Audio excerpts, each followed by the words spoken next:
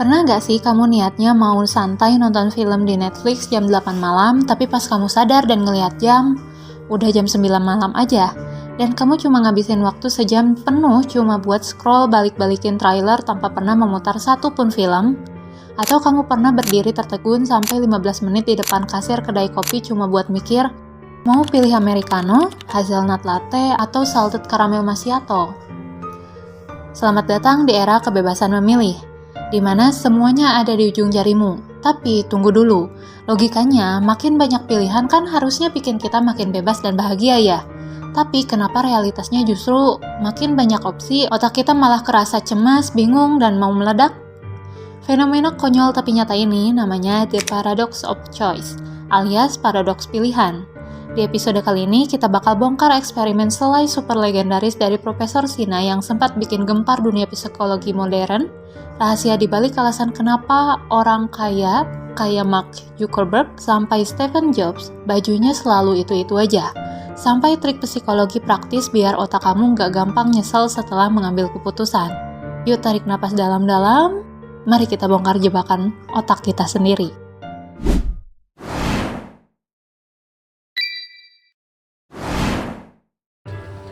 Kisah tentang jebakan pilihan ini dimulai dari sebuah supermarket kelas atas di California pada tahun 2000. Seorang psikolog bernama Profesor Sina Iyengar mengadakan eksperimen sosial yang sangat sederhana tapi bikin gempar dunia.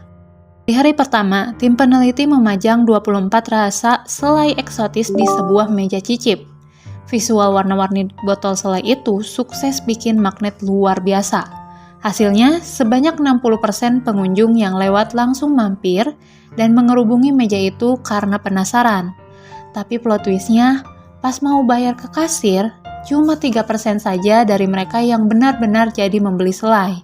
Sisanya, pulang dengan tangan kosong karena pusing kebanyakan mikir mau pilih rasa apa. Melihat hal itu, di hari berikutnya strategi diganti total. Meja tersebut cuma dipajangi 6 rasa selai saja. Kali ini, pengunjung yang mampir memang sedikit lebih turun, yaitu sekitar 40%. Tapi, tebak berapa banyak yang akhirnya membeli? Secara mengejutkan, 30% dari pengunjung yang mampir langsung borong selai itu tanpa ragu-ragu. Kalau dihitung-hitung secara matematika, menyajikan pilihan yang lebih sedikit justru mendongkrak penjualan hingga 10 kali lipat lebih tinggi. Psikolog Barry Squich kemudian mempopulerkan teori besar The Paradox of Choice. Teorinya membuktikan bahwa secara psikologis, kebebasan memilih yang berlebihan bukannya bikin kita bahagia, tapi justru melumpuhkan kemampuan otak kita untuk mengambil keputusan. Tapi pertanyaannya, kenapa sih otak kita bisa serugi itu cuma gara-gara disuruh memilih? Secara biologis, kemampuan otak kita untuk mengambil keputusan itu ternyata punya kuota harian. Fenomena psikologis ini dikenal dengan nama decision fatigue, alias kelelahan mengambil keputusan. Setiap kali kamu membuat pilihan, bahkan untuk hal sepele kayak memilih warna kaos kaki, mau sarapan bubur diaduk atau enggak, sampai memilih rute jalanan yang bebas macet. Baterai energi di otak kamu akan terus tersedot habis sedikit demi sedikit. Begitu bateraimu lowbat, kemampuan otak untuk berpikir rasional langsung merosot tajam. Nah, efek samping yang paling gila dari decision fatigue ini diungkap oleh pakar ekonomi perilaku dan Arili. Makin banyak opsi yang tersedia, secara tidak sadar ekspektasi kita justru melambung makin tinggi. Dan begitu kita akhirnya menjatuhkan pilihan pada satu hal, bukannya tenang, otak kita malah langsung dihantui oleh bayang-bayang puluhan opsi lain yang kita tinggalkan. Kita mendadak terjebak dalam krisis psikologi bernama opportunity cost dan FOMO. Otakmu bakal terus berbisik, gimana kalau opsi B sebenarnya lebih bagus? Gimana kalau opsi C lebih menguntungkan? Hasilnya, bukannya merasa puas dan bahagia, kita malah sibuk menyalahkan diri sendiri dan merasa rugi.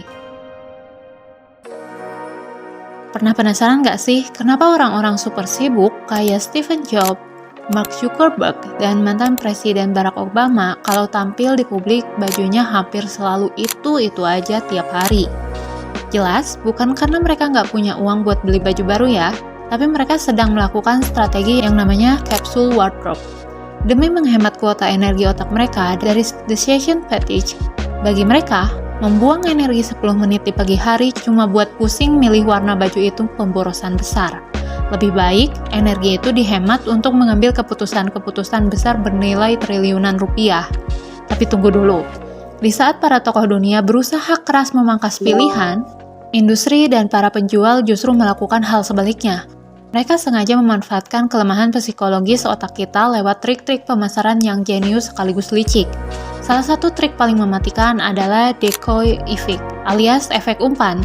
Contoh simpelnya, pas kamu beli popcorn di bioskop, ukuran small harganya Rp30.000, dan ukuran large harganya Rp60.000.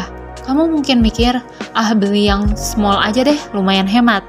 Tapi penjual yang cerdik bakal menyelipkan opsi umpan. Ukuran medium seharga Rp55.000. Begitu kamu ngeliat opsi medium, otakmu langsung berpikir, wah, nambah Rp5.000 lagi udah dapet yang large. Beli yang large jauh lebih untung. Padahal, opsi medium itu cuma umpan palsu yang sengaja diciptakan buat memanipulasi otakmu. Kamu merasa menang dan pintar, padahal sebenarnya kamu baru saja digiring untuk mengeluarkan uang lebih banyak. Pilihanmu sudah disetir total oleh sistem. Terus gimana dong caranya biar otak kita nggak terus-terusan jadi korban dari melimpahnya pilihan di zaman modern ini? Apakah kita harus pasrah aja dijebak decision fatigue? Tenang, sains punya solusinya. Berdasarkan riset psikologi dari Psychologist World, manusia dalam mengambil keputusan itu pada dasarnya terbagi menjadi dua tipe kepribadian, maximizer dan satisficer. Tipe pertama, maximizer. Ini adalah tipe orang yang harus banget mendapatkan pilihan yang paling sempurna dari yang terbaik. Sebelum beli HP misalnya, si maximizer bakal riset 20 video ulasan, membandingkan spesifikasi sampai detail sekecil-kecilnya, dan keliling 10 toko. Hasilnya muka capek, stres, dan begitu barangnya dibeli, dia masih kepikiran kalau ada HP lain yang lebih bagus. Sebaliknya, tipe kedua, satisficer. Tipe ini cuma punya satu prinsip simpel, good enough is great. Mereka cuma menetapkan standar minimum, begitu nemu opsi pertama yang berhasil memenuhi kriterianya, langsung dibeli tanpa mikir panjang. Dan tebak apa kata riset? Tipe satisficer terbukti jauh lebih bahagia, lebih hemat energi otak, dan jarang banget kena krisis penyesalan. Jadi biar hidupmu lebih tenang, ini 3 trik kilat yang bisa langsung kamu praktikkan. 1. Batasi aturanmu. Tetapkan maksimal 3 kriteria saja saat mau memilih atau membeli barang. 2. Pakai batas waktu. Kasih waktu maksimal 5-10 menit buat mengambil keputusan-keputusan kecil. 3. Stop membandingkan. Kalau kamu sudah menjatuhkan pilihan, close semua tab browser, dan jangan pernah banding-bandingkan lagi. Kesimpulannya, kebebasan memilih memang hal yang sangat bagus, tapi kebebasan tanpa batas justru bisa jadi penjara tak kasat mata buat pikiranmu sendiri. Jadi belajarlah untuk membatasi pilihan, bukan membatasi kebahagiaanmu. Nah, daripada kamu makin pusing dan bingung mau nonton apa habis ini, mending langsung aja klik tombol like, subscribe, dan bagikan video ini ke teman-temanmu, terutama mereka yang kalau diajak makan bareng jawabannya selalu terserah. Tulis juga di kolom komentar, apa sih pilihan paling sepele yang paling sering bikin kamu overthinking? Terima kasih sudah nonton, tetap buat keputusan yang bijak, dan sampai jumpa di petualangan sains psikologi berikutnya. Assalamualaikum warahmatullahi wabarakatuh, dan bye-bye!